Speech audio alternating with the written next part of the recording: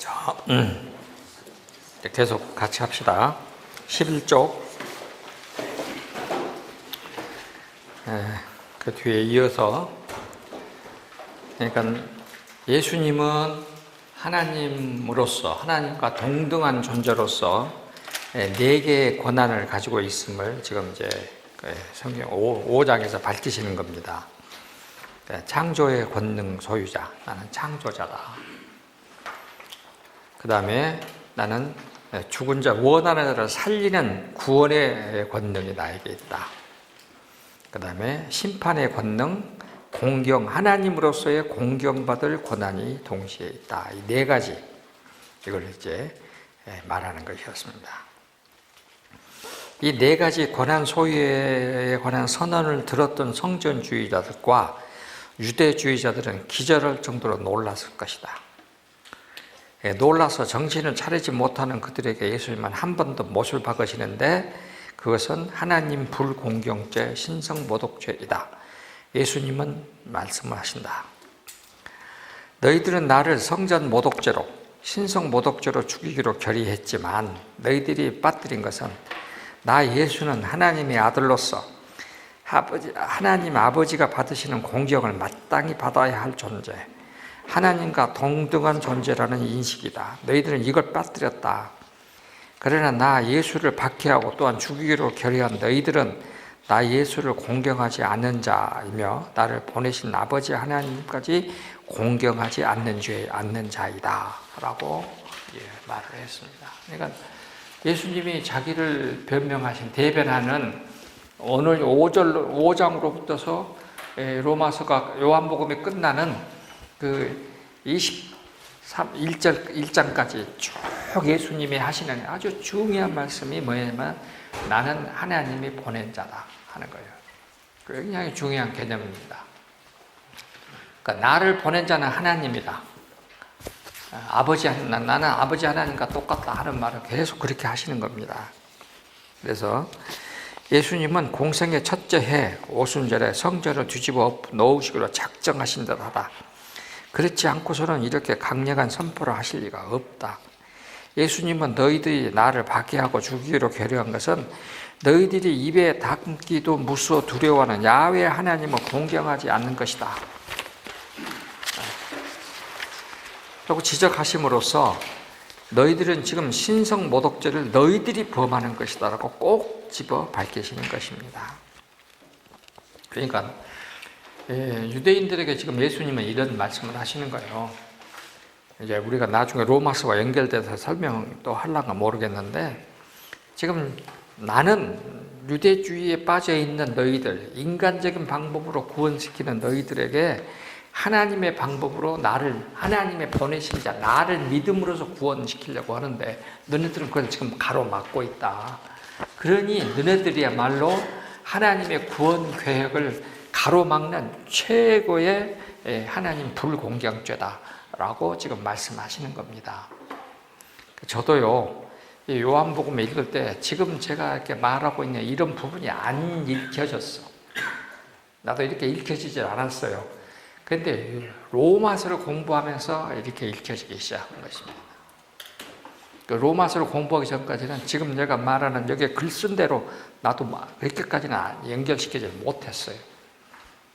여러분도 다시 한번 제가 말한 내용과 로마서를 연결시키면은 이제 훨씬 더 쉽게 이해가 될 것입니다. 화살표 밑으로 예수님의 공생의 첫 번째 오순절 명절에 속한 안식일에 오순절 명절 기간에 속한 안식일에 예루살렘 성전은 폭탄에 떨어진 상태와 같았을 것으로 본다. 성전주의자들과 유대주의자들은 침상을 든 어떤 사람에게 안식일 위반죄에 해당되는 간단한 처벌로 끝을 맺으려 하였을 것이다. 그러나 예수님은 이 기회를 통해서 예루살렘 성전을 그리고 온 이스라엘에 폭탄을 터뜨려 뒤집어 놓으신다. 먼저 예수님은 성전주의자와 유대주의자들 그리고 성전에 운집한 동포 유대인들에게 영생에 이르는 길을 유대주의에서 정한 안식일 규정 등을 포함한 각종 율법과 규정을 지키는 일 행위 아니라고 부정해 버리신다. 반대로 하나님으로부터 보내심을 받은 하나님의 아들의 말을 듣고 아들을 보내신 하나님 아버지를 믿는 것이라고 말씀하심으로써 행함에 기초한 유대주의의 구원가를 뒤집어 버리신다. 지금 이제 로마서는 이것을 율법과 믿음이라는 개념으로 굉장히 강조해서 많이 확대했지만 예수님은 거기까지는 안 나갔습니다. 그래서 지금 제가 말씀하시는 요 내용을 요한복음에서 끄집어내기가 상당히 어렵습니다. 근데 아마 이렇게 읽으셔야 됩니다. 그래서 예수님은 이렇게 말합니다.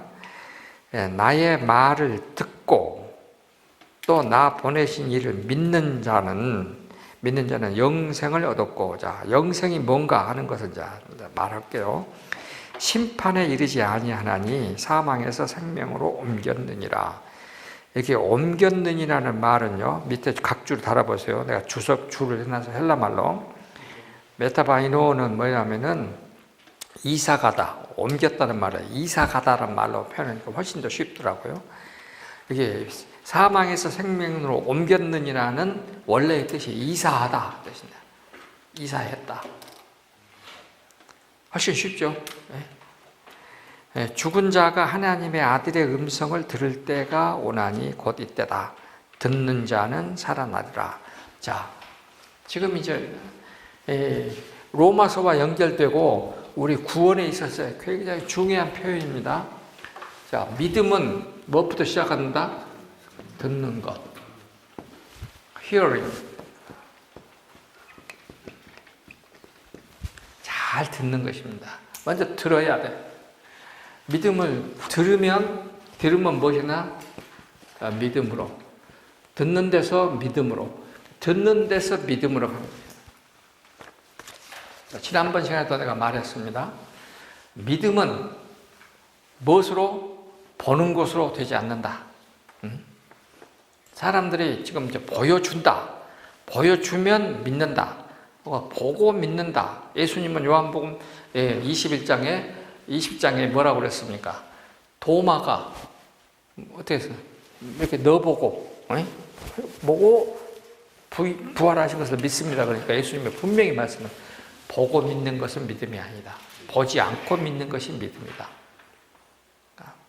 보고 믿는 것은 믿음이 아니다. 보지 않고 믿는 것이 믿음이다. 자, 요한복음 20장 보세요.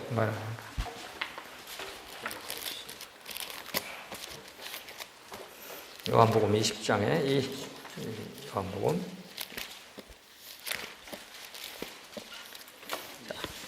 요한복음 20장 28절 도마가 대답하되 20절, 27절부터 보면은 도마에게 이르시되 내 손가락을 이리 내밀어 내 손을 보고 내 손을 내 꿀에 넣어보라. 뭐라고요? 다시 그러하여 믿음 없는 자가 되지 말고 믿는 자가 되라.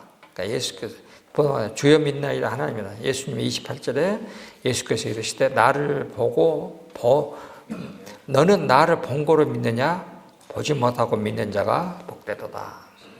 보는 것은 믿음이 아니다. 보고 믿는 것은 믿음이야. 보지 못하고 믿는 것이 진짜 참된 믿음이다. 말씀하시. 보지 않고도 말씀하신 것을 그대로 믿는 것. 이것이 믿음은 그래서 들으면서 난다. 그러면은 이 빌립 나온다 하는 것이었습니다. 이렇게 해서 예수님은 성전주의자들을 죽은 자로 표현하셨다.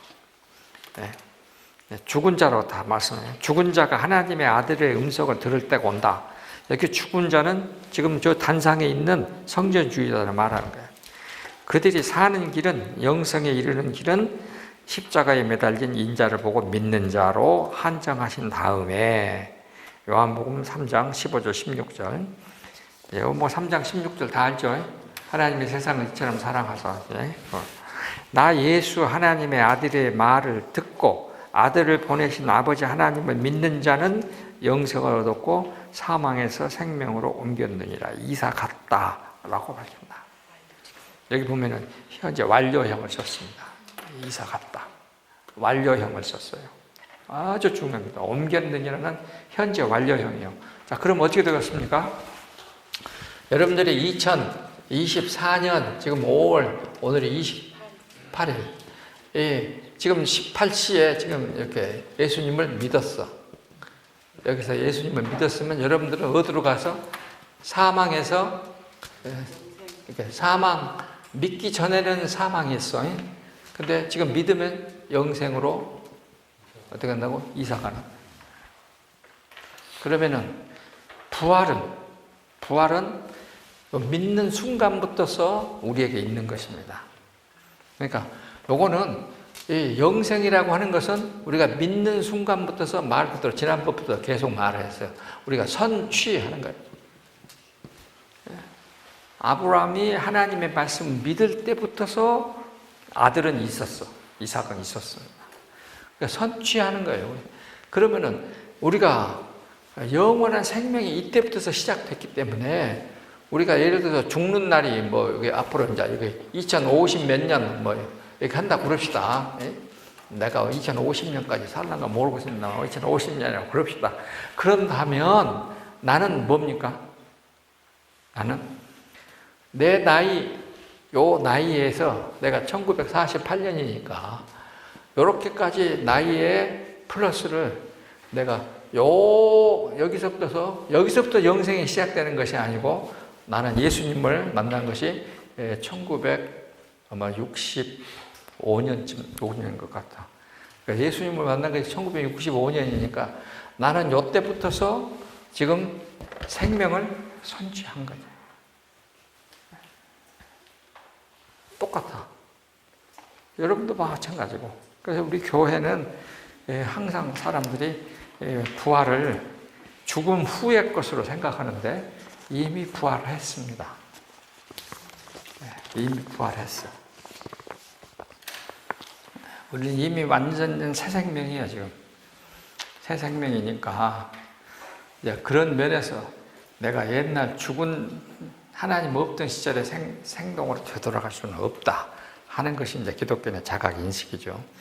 하여튼 옮겼느니라는 말은 현재 완료형이고 이사했다. 그딱 써놔서 이사했다. 옮겼느니라 이사했다. 훨씬 더 확 다가오더라고.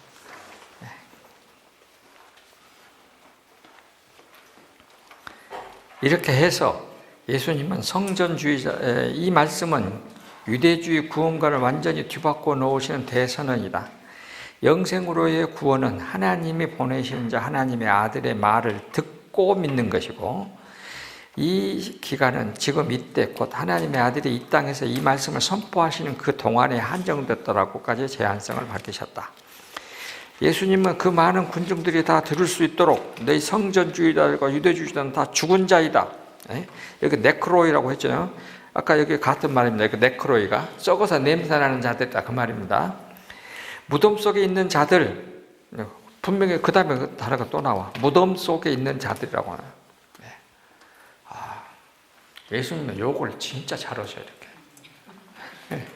썩어 냄새나고 너 무덤 속에 있는 놈들이다. 예수님이 제일 멋있는 유혹이 뭐요? 회칠한 무덤 같은 놈들이다. 무덤 속에 있는 놈들이다. 예수님은 이 순간에 엄격하고 무서운 심판자로서 사역을 준엄하게 행하셨다고 말할 수 있다. 왜냐하면 예수님의 말씀을 듣는 자들에게는 생명의 부활과 심판의 부활로 나누는 결정적 순간이었기 때문이다. 자, 그 뒷 얘기를 조금 더 한다면, 자, 13쪽. 첫 번째 그룹은 이 세상에는 두 종류의 사람으로 나눠집니다. 예수님의 말씀을 듣고 나를 보내신 아버지 하나님을 믿는 자는 선한 자. 이거 봅시다. 헬라말은 우리에게 분명히 이제 구별하고 있습니다. 선한 자, 악한 자. 여기 선이라고 할 때에 우리가 로마서 8장 28장 할 때 8절 할 때 제가 여러분들에게 엄청나게 많이 강조하는 단어가 있습니다. 아가다. 요 아가다입니다. 아가다. 아가도스, 아가다. 근데 이거 원래는 아가도스인데 이거 복수니까. 여기는 하나님의 선하심. 그러니까 하나님을 나중에 먼 훗날 대면할 수 있는 선, 그거를 아가다라고 말합니다. 그래서 로마서 8장 28절 한번 읽어보세요. 로마서 8장 28절. 우리가 알거니와 하나님을 사랑하는 자 곧 그 뜻대로 부르심을 입은 자들에게는 모든 것이 합력하여 선을 이루느니라. 그때 나오는 그 선이 아가다예요. 8장 28절의 선, 그것이 아가다입니다. 그러니까 로마서 8장 28절에 모든 것이 합력하여 할 때 이 합력하여는 무슨 뜻이냐면은, 자, 우리 가운데에 무엇이 계시면 8장 11절에 성령이 우리 마음에 거하시고, 8장 11절 보세요. 뭐라 합니까? 예수를 죽은 자 가운데서 살리신 이의 영이 너희 안에 거하시면 그리스도 예수를 죽은 자 가운데서 살리신 이가 너희 죽을 몸도 살리시다. 성령이 우리 마음에 차지해서 우리가 몸으로 이제 과거의 행실을 가지고 살아난 여기 부활한 자의 삶을 살아가면은 우리가 사는 사람. 그 사람을 8장 14절에 뭐라고 그랬어요? 무릇 하나님의 영으로 인도를 받는 하나님의 아들이다. 그러니까 이 영생으로 사는 부활한 삶의 첫 번째 조건은 성령이 우리 마음에 계셔야 돼. 그래서 우리 몸이 부활한 자의 행동을 하는 것입니다. 그러면 우리가 하나님의 아들이가 돼요. 그러면 여기 16절. 성령께서 우리에게 뭘 하신다? 너 하나님의 아들이라고 증언해 주세요. 항상. 이것이 이제 뭐냐면은 에베소서 1장 14절이에요. 보증으로, 성령의 보증으로 이렇게 말하는 거예요. 그 다음에 17절. 하나님의 뭐라고? 상속자. 그리고 그리스도와 함께하는 상속자. 그 다음에 18절. 그리스도의 고난 참여자. 그리스도의 고난에 참여하는 것입니다. 그 다음에 26절, 27절. 누가 기도해 준다? 성령께서 말할 수 없는 탄식으로 기도해 주시는 자.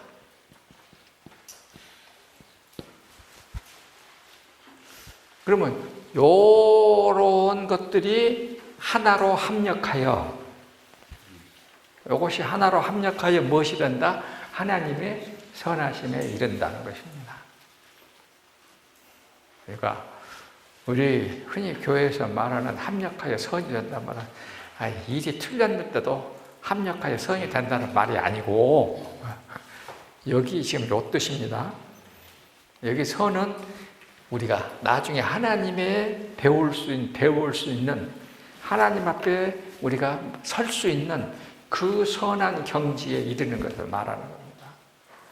그러려면은, 자, 출발은 뭐예요? 성령께서 우리 마음에 계셔야 되고, 그 다음에 우리가 하나님의 아들이라고 인정이 받아야 되고, 그래서 성령이 항상 우리를 증언해주고 상속자가 되고, 그리스도의 상속자가 되고, 그리스도의 고난에 참여하고, 그러면서 성령이 우리를 위하여 말할 수 없는 탄식으로 기도하면서 우리가 이제 27절, 28절, 27절 보세요. 마음을 감찰하시는 이가 성령의 생각을 하시나니 이는 성령이 하나님 뜻대로 성도를 위하여 간구하시느니라. 그래가지고 28절에 합력하여 선을 이루고, 그 다음에 29절에 하나님의 맏아들이 되고, 하나님의 맏아들이 된다. 29절에 맏아들이 되는 이 상태, 이렇게까지 가는 것을 다 합력하는, 이런 부분들이 합력하는 거예요.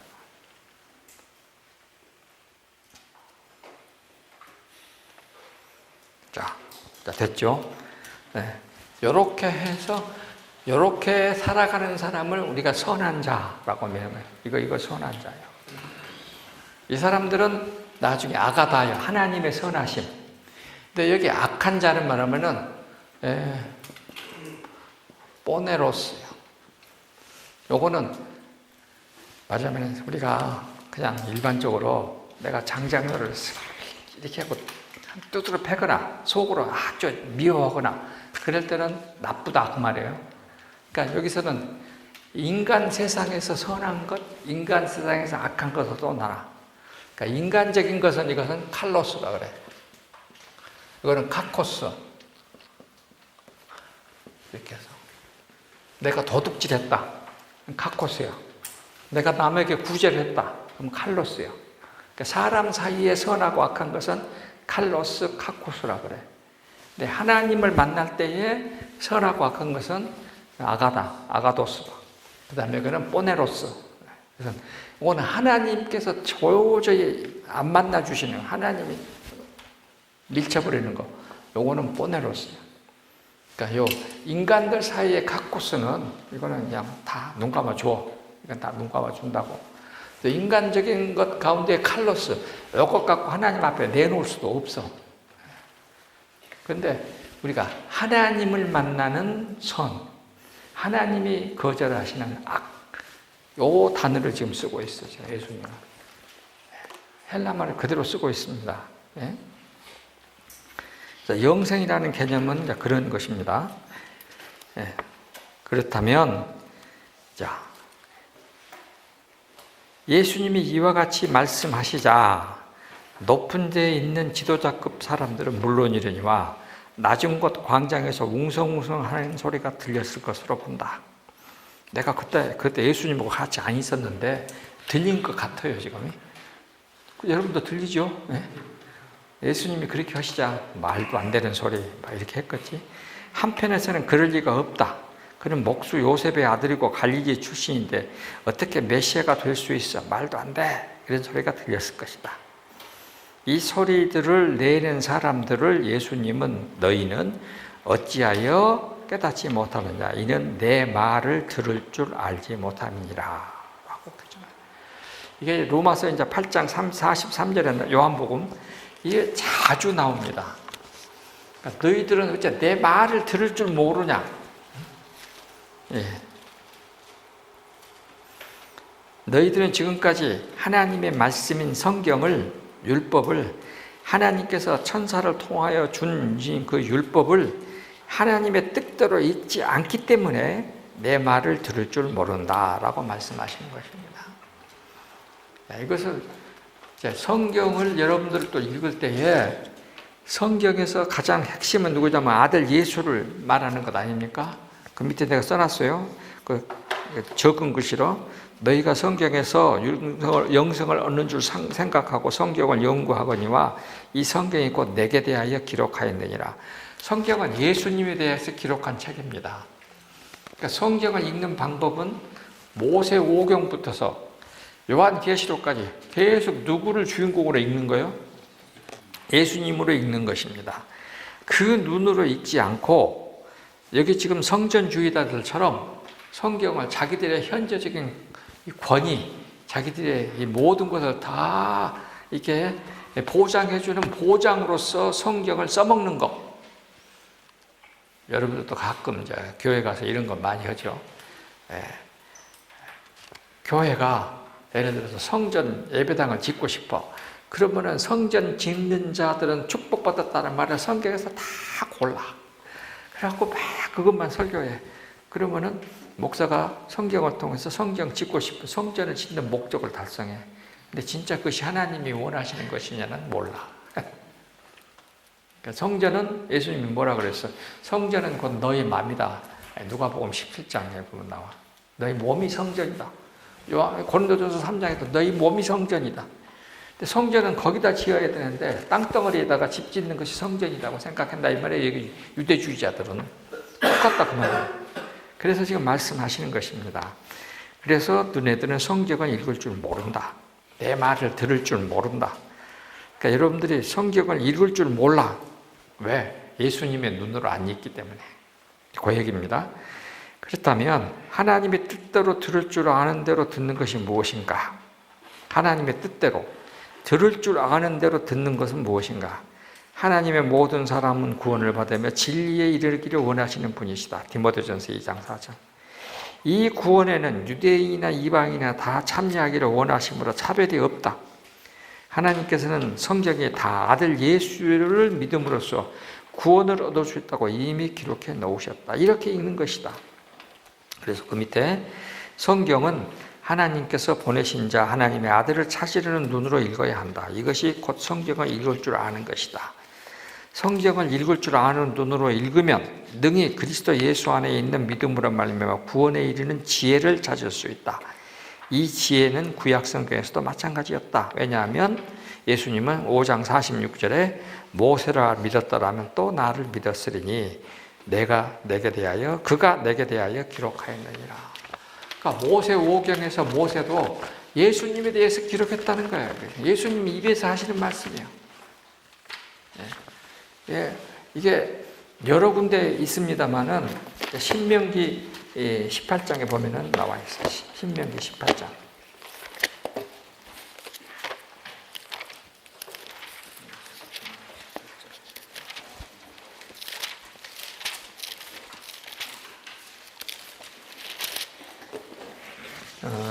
그가 나 같은 선지자를 보냈다. 이게 신명기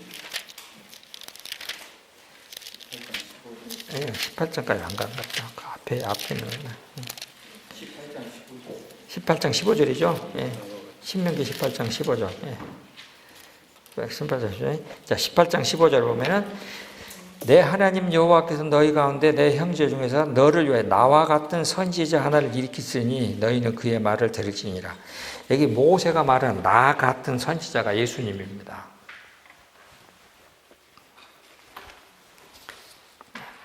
그래서 모세도 이미 예수님에 대해서 말을 하고 있는 겁니다.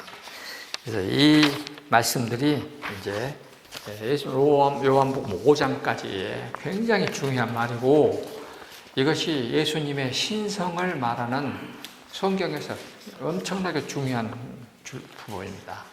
여러분들이 이제 오늘 이 읽은 것을 다시 한번 잘 집에 가서 생각해 보시고 이제 공부하시기 바랍니다. 그 다음에 이제 예수님의 갈릴리 닦읍시다.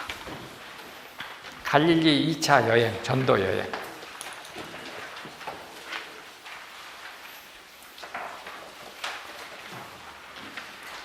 제가 지금 갈릴리 2차 전도 여행은 오순절이 지내시고 예수님이 이제 오셔요. 그래가지고 이게 성경은 어떻게 되어 있냐면 마태복음 5장을 보세요. 5장. 마태복음 5장. 마태복음 5장을 펴세요.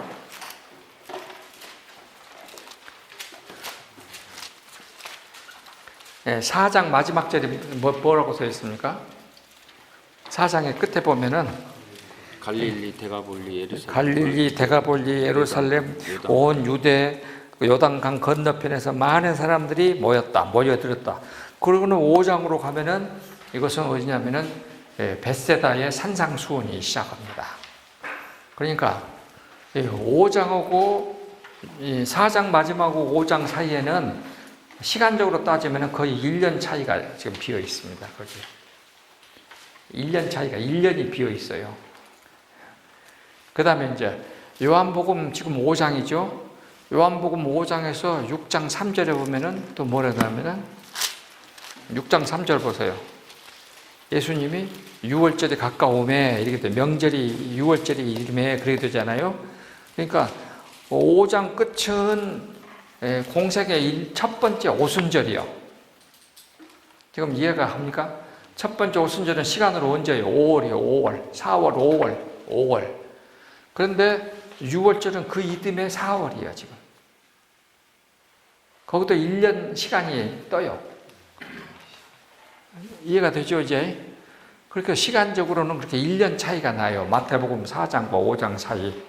이렇게 차이가 나요. 그러면 마태복음 5장에서 예수님이 뭘 하셨느냐? 산상수훈을 하시고, 마태복음 14장에 오병이어 기적을 일으키신다고. 그게 다 붙어 있어요. 거기랑 그렇게 연결돼요. 그런데 요한복음 6장은 오병이어에 대한 얘기예요, 지금. 그 오병이어는 예수님이 언제적이냐? 공생의 둘째 해 6월절 명절 다녀오시고 예루살렘 오순절 다녀오시고 그 다음 일이야. 그러니까 시간적으로 그렇게 차이가 난다고. 그래서 그 사이, 그러니까 첫째 해 6월절 오순절 끝나고 둘째 해 6월절까지 사이가 시간적으로 따지면은 한 한 9개월? 9개월 내지 10개월. 그 기간에 뭘 하셨느냐 얘기입니다. 그것을 우리가 뭐라고 하냐, 갈릴리 제2차 전도 여행이다, 그렇게 말을 하는 것입니다.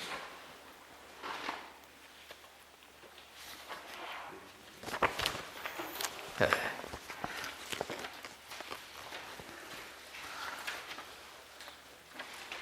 내가 생각해 보니까 여러분들은 무지 행복한 거예요, 지금. 아니, 어디서 누가 이렇게 자세하게 가르쳐 주겠어. 근데 행복을 좀 모르는 행복에 젖어 있는 사람들을 보면서 내가 진짜 행복하네. 이거 얼마나 행복한지 모르면서도 행복하는 거예요.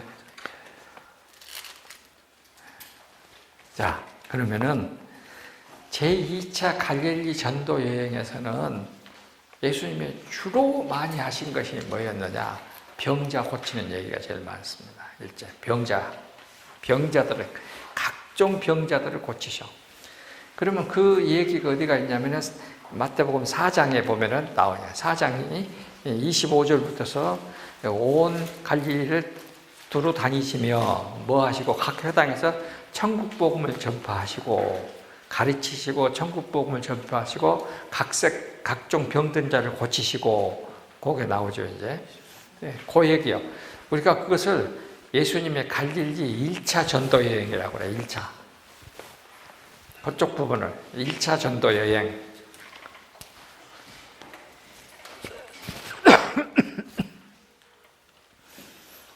그리고 6월절 첫째, 공생의 첫째에 6월절, 그 다음에 오순절 끝나고 돌아오셔갖고 그 이듬해 6월절까지 한 10개월 그 빈 공간, 그때 갈릴리를 쫙 돌아다니면서 복음 전도를 하셨어요.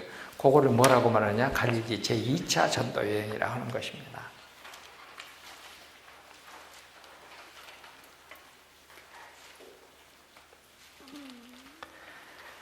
그러니까 내가 신학교 다닐 때만 해도 선생님이 이렇게 가르쳐 줬으면 I was so happy. 이렇게 배워본 일이 없다니까. 자, 됐습니다. 그러면 자, 먼저 예수님의 질병 치유의 특성에 대해서 알아본다. 16페이지.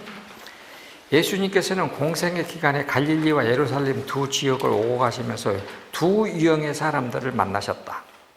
첫 번째, 갈릴리에서는 서민층 사람들을 만나셨는데 이들은 병들고 굶주리고 의지할 데 없는 사회적 약자들을 만나셨고 그들과 함께 하셨다.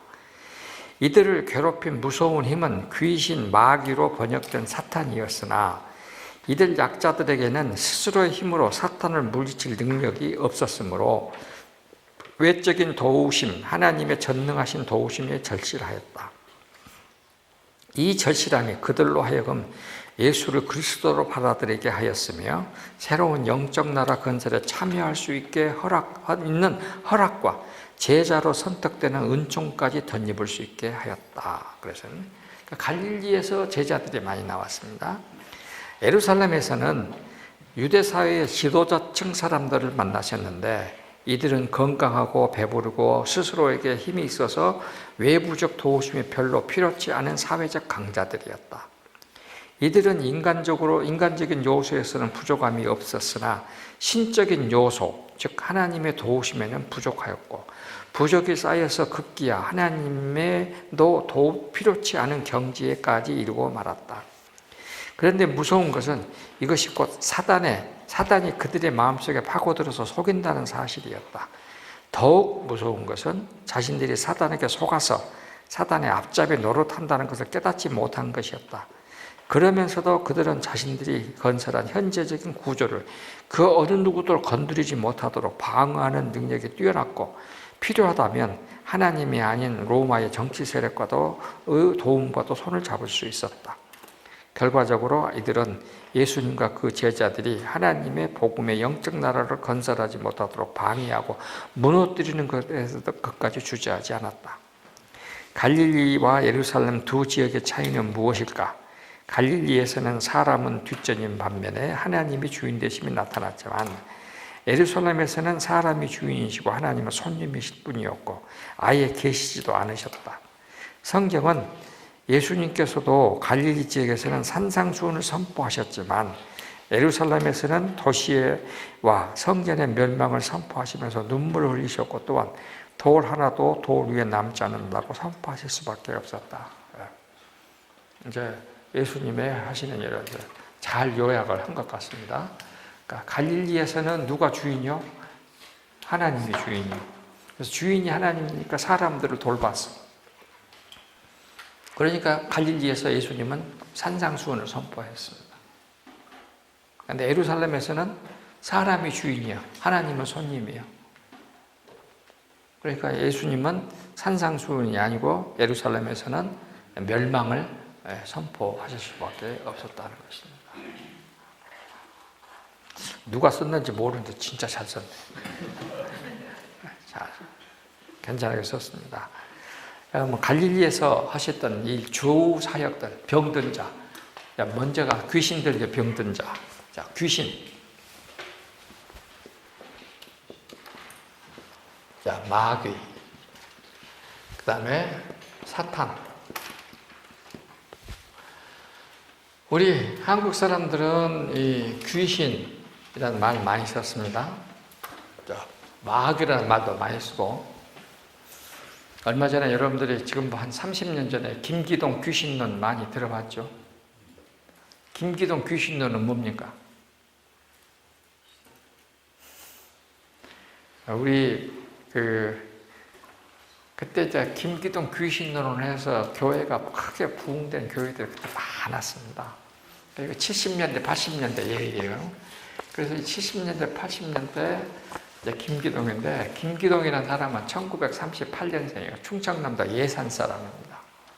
알려면 이제 정확하게 알아야 돼, 이제. 그래가지고, 고등학교 때에, 오간석이라고 하는 침례교 목사의 부흥회에 참석했다가 은혜를 가득 받아갖고, 성경을 읽었는데, 고등학교 때 성경을 72번 읽었다고 나와. 그 말은 무슨 말이에요? 공부를 하나도 안 했다는 얘기죠, 이제. 그래서 이제 대학교 입학시험에 하는 데마다 다 떨어졌어. 그래갖고 어디로 갔느냐? 저기 경상남도, 경상북도, 거기 지금 김천 위에 있는 용문산 기도원에 나온몽 기도원에 들어갔습니다. 우리 한국교회에 나오는 유명한 이 바가 있어요. 나온몽 기도원에 갔습니다. 아는 사람 알아야 설명을 할게요. 이게 한국은 이렇습니다. 이게 둘로 나누면 여기가 평양. 평양에서는 누가 나왔냐? 문선명. 문선명보다 2살 위가 박태선. 다 이쪽에서 나왔습니다. 이쪽 사람들은 무엇을 가르냐면은 피가름 교리를 굉장히 강조했습니다. 피가름. 이제 이것이 나중에 사회적으로 큰 문제가 됐습니다. 그 다음에 이쪽에서는 원산. 원산에서는 뭘 강조하느냐? 여기서는 이제 기도, 엄청난 기도 많이 했어요. 기도, 성령운동. 평양에서 성령운동이 일어났잖아요. 성령운동. 이렇게 해가지고 결국은 한국의 모든 이단들은 다 이 동네에서 나왔어. I don't like. 좋아할 필요 하나도 없어요.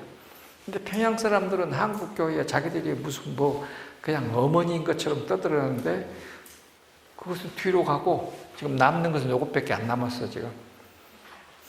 정신 없는 사람들이요. 내가 이렇게 말하고 날 잡아 먹으려고 그래. 어쩌고 뭐냐. 원산에 가면은 원산 함흥. 이쪽에서는 그 옛날부터서 소위 접신, 입신, 요거를 부르시는 사람들이 있었어요. 여러분 이렇게 탁 하면 뒤로 넘어지는 거 봤죠? 네. 안 해본 사람들은 몰라. 이쪽이야. 그래가지고 이 사람들은 자기들이 신이 하나님의 영이 자기들한테 들어와서 자기들이 곧 이제 시적인 지위에서 막 예언하고 방언하고 막 이런 동네가 여기는 서울 삼각산 기도원이라고 아실래가 몰라? 서울 삼각산 기도원 가갖고 은혜 봐봐. 여기는 태백 기도원. 여기 전주에도 옛날에 태백 기도원이 있었을 것입니다. 가가지고 막 입신하고 막 방언하고 막 접신하고 막 뛰고 난리 나고 이런 쪽들이에요. 이쪽으로 이렇게 해서 근데 요 태백 기도원의 후손이 나운몽이요. 그래서 이 나운몽 장로가 거기 용문산에다가 기도원을 차리고 태백 기도원을 세웠고 나중에 여기는 이제 이스라엘 기도원이라 그랬어. 그래서 여기서 성령 운동을 엄청 했고 여기에다 신학교를 만들었어. 그래서 이 신학교에 김기동이 입학을 한 거예요. 김기동이 나운몽 신학교 입학을 해가지고 여기는 이제 성경으로 푼다고 하면서 막 이렇게 자기들 말로 영적으로 이제 풀어댔어요. 근데 요 동네에서 활동했던 가장 원란이 누구냐면 이용도라는 사람이에요. 우리 한국교회에 1930년, 그러니까 이 사람은 1929년에서 32년, 32년 사이에 한국교회를 그냥 왕창 뒤집어 놓은 사람이 이용도라는 이단이에요. 최초요. 이 사람은 출발은 개성이요. 개성에서 출발해가지고 감리교 신학교 학생하다가 일로 가갖고 강원도 통천 그쪽에 가서 통천 원산 이쪽에서 이렇게 신비주의 기도 운동을 하면서 한국교회를 뒤집어 놨던 사람들입니다. 그러니까 우리 한국은 이 이단이 두 방향으로 내려와 이렇게 크게 두 방향으로. 근데 우리 호남은 하나도 없었어요 이런 것이. 요 기간에 호남은 뭐 했느냐? 요 기간 동안에 한국 호남은 뭐 했겠습니까? 호남은 사회봉사. 이쪽에 우리는 뭐 했느냐? 나환자촌 가서 보내요. 그 다음에 사회병자들. 우리 전주에서는 1928년부터서 독신전도다. 그래서 교회가 없는 마을에 가서 교회를 세울 때까지 복음을 전한다. 해가지고 전주 서문교회부터 시작해가지고 남문교회 사람들, 그 다음에 광주의 최웅종 목사의 사위 강순명 목사, 이런 사람들이 독신전도단을 만들어서 교회 없는 곳에 가서 교회 세우는 운동을 했습니다. 우리 호남은 성경 탐독. 성경을 읽기는 읽되 어떤 식으로 읽느냐? 주부라고 읽어. 성경을 읽되 얼마나 읽느냐? 10,000번은 보통 읽어.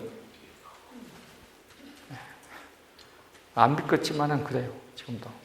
그래서 이용도, 여기 지금 이연필 선생에 있는 이공 선생은 그냥 이렇게 성경을 읽어댔어요. 이연필도 그러고. 그래서 이 사람들은 성경을 읽는 가운데에 기도, 그 다음에 사회봉사. 이렇게 호남을 얘기해요. 그러니까 호남이 신앙이 건전한 것은 성경을 일단 무지무지 읽는다. 성경 읽는 가운데 우리는 기도를 한다. 거기에서 사회봉사를 한다. 요것이 우리 호남의 기독교입니다. 그러니까 호남은 이런 것들이 내려오서 여기에 파고 들어갈 자리가 없어. 왜냐? 우리는 성경 공부를 너무너무 많이 하니까. 이것이 차이점이에요. 그러니까 여기는 뭐가 많이 나오느냐? 순교자가 많이 나오고.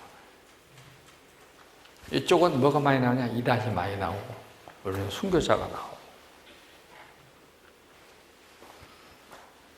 그러니까 성경 공부 하든지 말든지 알아서들 해요. 이렇게 차이가 있습니다.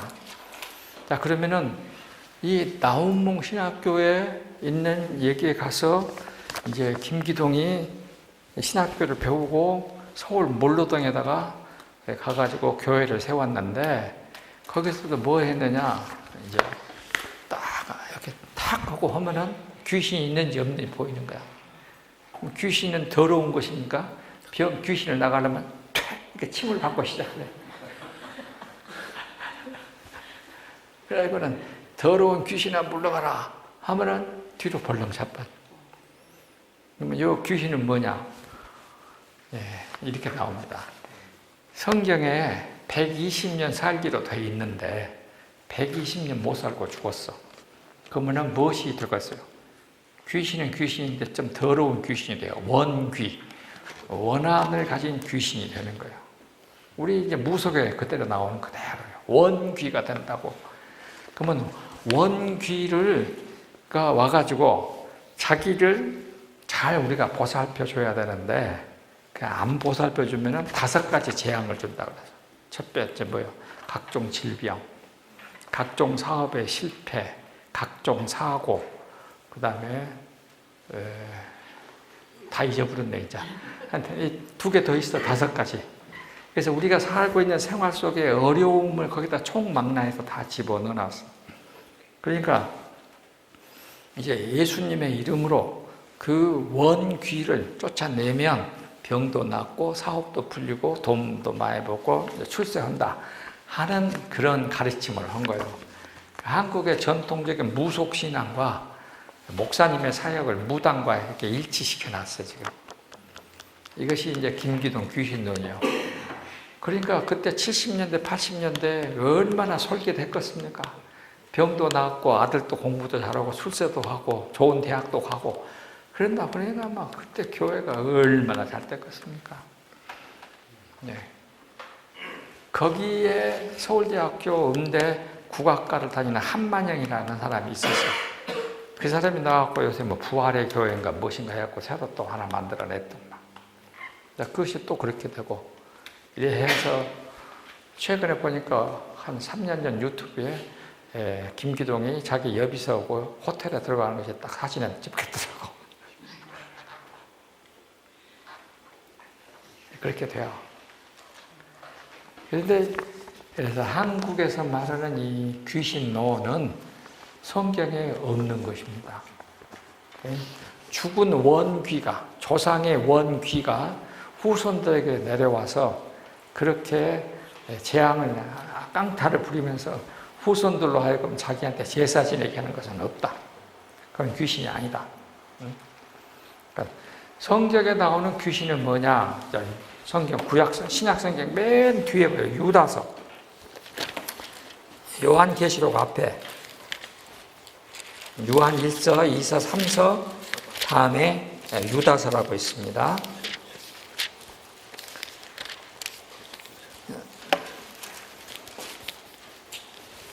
유다서 1장 6절. 또 자기 지위를 지키지 아니하고 자기 처소를 떠난 천사들을 큰 날의 심판까지 영원한 결박으로. 그러니까 사탄은 누구냐면은 자기 지위를 지키지 아니하고 자기 처소를 떠난 천사들이다 이렇게 말했어요. 자기 지위. 그러니까 천사는 그러면 뭐는 존재냐? 천사는 하나님의 복음을 전하도록 심부름하는 존재. 특별히 복음 전하는 자들을 도와줘서 복음이 잘 전달되게 하는 사역을 맡은 자가 천사입니다. 천사는 하나님의 복음 전하는 사역자가 복음을 잘 전하도록 도와주는 협력자, 이걸 천사라고 말을 합니다. 그래서 내가 복음을 전하는데 천사가 도와주지 않아갖고 천사가 도와주지 않은 내가 복음 전하는데 어려움이 있었다. 그러면 우리는 고린도전서 6장 3절 보세요. 뭐라 했는가? 나중에 우리 구원받은 사람은 어떤 일까지 하게 되느냐? 고린도전서 6장 3절. 자, 우리가 누구를? 천사를 판단할 것을 너희가 알지 못하느냐? 우리가 나중에 천사까지 심판하게 됩니다. 그러니까 가장 중요한 존재가 하나님에게는 누구냐? 복음 전하는 사역을 하는 자예요. 그래서 장로교가 그래서 나온 거예요. 그리스도의 남은 복음 전하는 사역을 하는 우리들, 그 사람들에게 하나님이 천사를 보내서 그 사역을 완성되게 하신다 하는 것입니다. 근데 그것이 하기 싫어가지고 지 마음대로 가서 다른 일을 하고 아담을 꼬시고 이렇게 하는 존재, 그걸 뭐라고 말하냐? 사탄. 한글말로는 귀신 혹은 마귀라고 번역을 하는 것입니다. 그러면 악마는 뭐냐?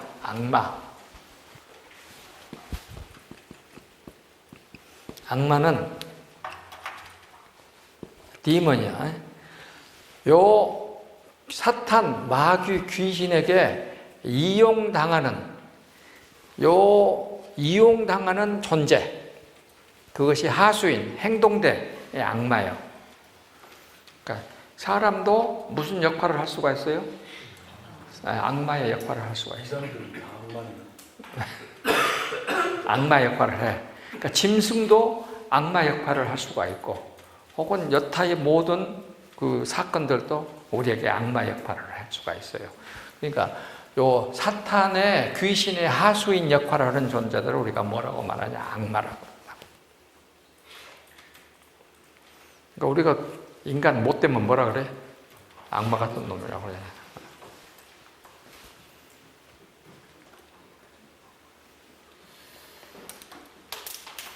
자, 해결됐죠? 네. 그러니까 이 사탄은 사람들에게 뭘 주느냐? 주로 질병을 줬다. 자, 사탄에 대한 설명은 여러분에게 상당히 길게 했습니다. 자, 17쪽 갑시다.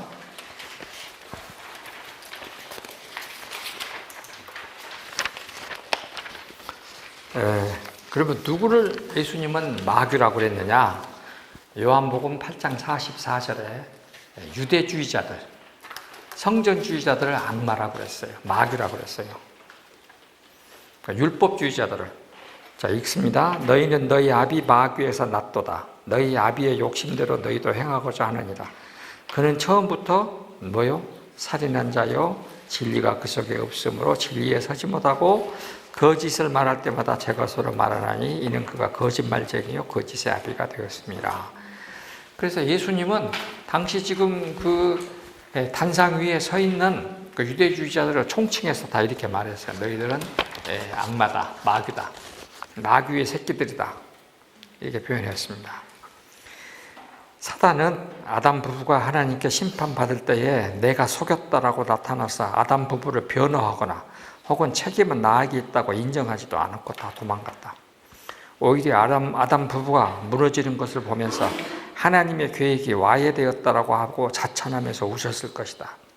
그 사단은 생명에 이르게 할 율법을 따라 출애굽 과정을 성공적으로 마치게 된 것을 시샘하여 이방 여인과 결혼하여 이방신을 도입하게 하고 핑계에 핑계를 쌓아 합리화시키게 하고 율법 해석에 해석을 쌓이게 하여 해석 조항들을 지키는 것이 곧 율법을 지켜서 하나님께 예배드리는 것으로 인식되게 하였고 결과적으로 하나님으로부터 멀어진 것을 깨닫지 못하도록 속이고 속여왔었다. 예수님 시대의 유대주의자들은 하나님의 복음이신 하나님의 아들 예수를 죽이는 것을 하나님을 예배하는 것으로 간주하게 하였고 백성들이 옳다고 환호하게 하였다. 이렇게 사단은 유대 백성들을 속이면서 유대 사회에 깊숙이 파고들었고 갈릴리에 사는 백성들의 각종 질병으로 몰아넣어서 자기들에게 고개 숙이게 하였다. 그 결과로 귀신 들려 예배를 방해하는 자, 간질하여 혼잡하게 하는 자, 광포하여 사회를 어지럽게 하는 자 등 다양한 그 힘을 과시하였다. 이렇게 말하고 있습니다. 자, 그런데 오늘 우리가 지금 볼 과는 제일 먼저는 마가복음 1장 21절 28절, 누가복음 4장 31절 30절에는 예수님이 가부담 회당에 가서 지금 말씀을 선포하시는데 누가 소리 지릅니까? 귀신 들린 자가 소리를 질러요. 당신은 하나님의 아들이시오 그리스도이십니다 라고 꽥 소리를 지르니까 예수님이 귀신아 나가라 하고 명령하니까 지금 귀신이 나갔습니다. 그 내용이 여러분들 다 아는 장소요. 자, 본문의 말씀은 마가복음 1장 21절 28절, 누가복음 4장, 장소는 안식일의 가버나움 회당에서 예수님 예수님의 말씀을 가르치실 때에 귀신 들린 자가 당신은 나사렛 예수요 거룩하신 자의 아들이시오라고 소리를 꽥 지르니까 예수님은 귀신에게 퇴출을 명령하셨고 귀신 들리는 그 사람을 넘어지게 하고 큰 소리 지고 나갔다 하는 내용이 이제 전부입니다. 자, 그러면 이 사건은 우리에게 뭘 말하는가? 17절 밑에 10페이지 이 내용을 살펴보면 안식일이었고 마을의 주민들은 회당에 모여서 예배 중이었다. 강론자는 예수님이었고 강론의 말씀은 이사야 61장 1절 3절이었을 것으로 추정된다. 마가복음은 예수님의 가버나움 첫 번째 사역의 말씀을 가르치시는 것과 귀신 들린 자에게서 귀신을 축출시켜서 온전한 사람으로 되돌리는 것이었다. 결과는 이렇게 기록한다. 첫 번째, 예수님의 말씀과 성경의 해석을 듣는 회중들은 놀랐다. 이렇게 에크플라소, 그러니까 헬라말로요. 우리말 성경은 전부 다 놀랐다인데 헬라말은 다 다릅니다. 에크플라소 밑에 써놨어요. 에크플라소는 야 진짜 멋있는데 놀랐다. 예수님의 아들, 예수님이 12살 때 예루살렘 성전에 가셔갖고 이렇게 선생들과 이야기하니까 예수님의 어머니가 놀랐다. 그때도 요 단어를 썼습니다. 에크플라소. 깜짝 놀라다. 조금 멍멍한다. 정신이 조금 왔다 갔다 한다. 그런 단어예요. 왜냐하면 예수님의 가르침이 권위 있는 자와 같고 서기관과 같지 않았기 때문이다. 자, 오늘은 이것만 설명하고 끝나겠습니다. 권위, 권세, 혹은 권력. 권위와 권세가 어떻게 다른가 하는 것입니다.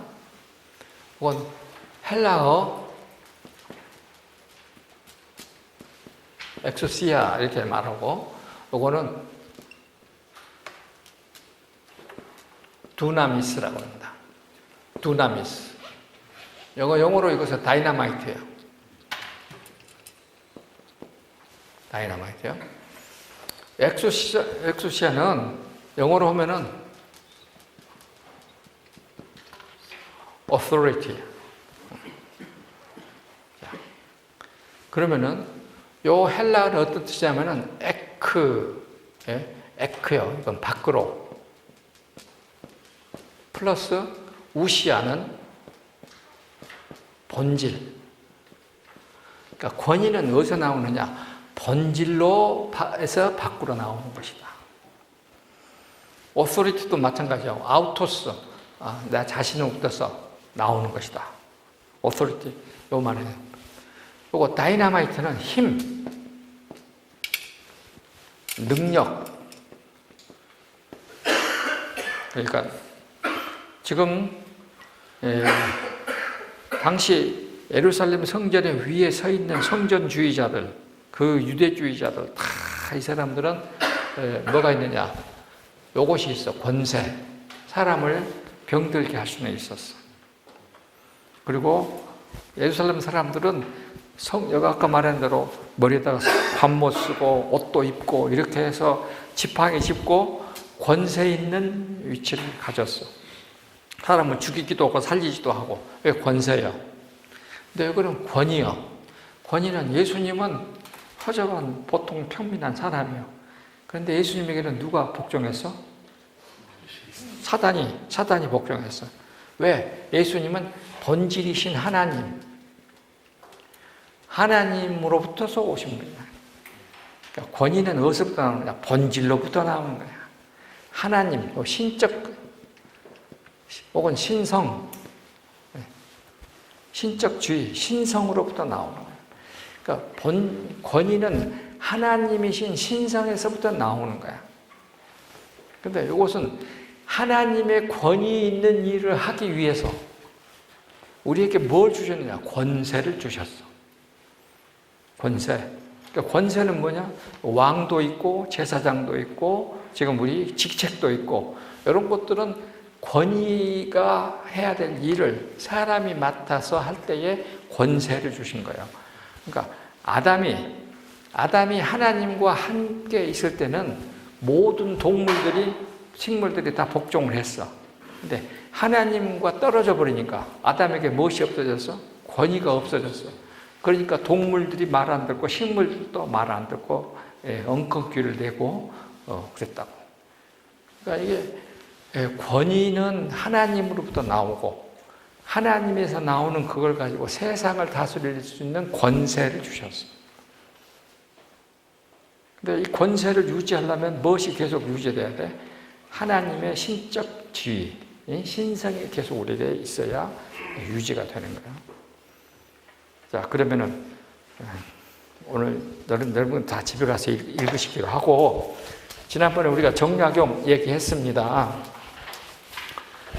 내가 오늘 그 책 다 써놨어요. 정약용이 황해도 곡산 부사로 갔어요. 근데 정약용이 여기에 이제 우리말로 마을 시장으로 간 거예요. 시장으로 갔는데 거기에 이계심이라는 사람이 있었는데 이 앞에 전임 이 사또가 군포를 200냥 받아야 되는데 요것을 900냥으로 올려받았다 이거야. 그러니까는 이계심하고 마을 주민들 1000명이 옳지 않소라고 하니까는 저놈 수배령을 내렸고 도망가갖고 이제 사형 할 줄. 그러니까 이계심이 도망을 갔어. 이것이 정부에도 알려졌고, 그래서 이 정조 임금이 그렇지 않아도 정약용을 하도 이뻐한다고 하도 말이 많으니까 야, 좀 여기가 조금 쉬었다 와라 해가지고 일로 보냈어. 정약용이 부임을 하는데 이 사람이 벌떡 나타났어. 그러니까 같이 정약용을 바지했던 그 마을 그 아졸들이 이계심을 이렇게 오락줄로 묶으려고 그러니까 야, 그러지 말아라. 그러니까 이계심이 딱 와서 딱 준 거야. 전임 사또가 했던 잘못에 대해서 쭉 한 10여 가지를 딱 나열해가고 이랬는데 내가 가만히 있을 수 있겠습니까? 라고 말을. 그러니까 정약용이 묶지 말고 내 뒤에 따라오라 해갖고 다 읽어보고는 여기 뒤에 여러분 보세요. 자, 여기 뒤에 보세요. 거기 나왔어. 19페이지. 가운데 줄에 이때 다사는 다음과 같이 말한다. 우리 오 교수님이 읽는 것이 훨씬 낫겠는데 나는 잘 몰라. 관소의 불명자는 민공어 모신, 모자가 이게 일부릴 모자로 써야 됩니다.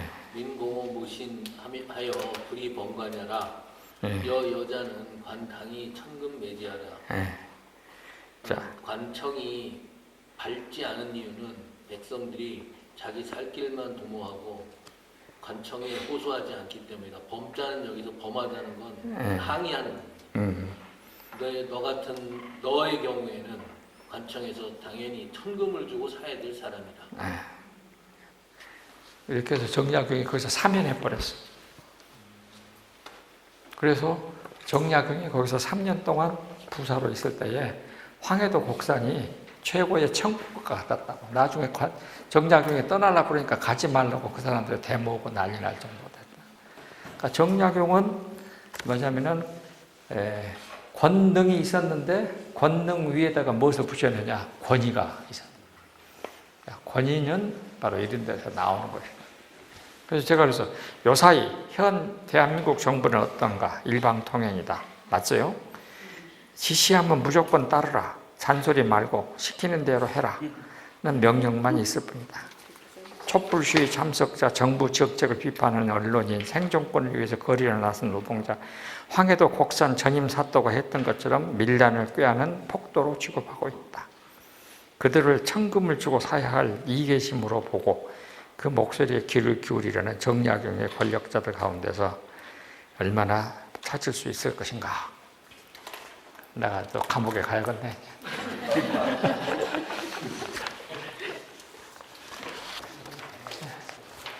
우리가 이 권위와 권세라는 말을 굉장히 조심해야 됩니다. 그러니까 여기 다이너마이트는 영어로 파워예요, 파워. 파워. 파워는 권위의 일을 하기 위해서 주어진 수단일 뿐이요. 자, 기도하고 마칩시다.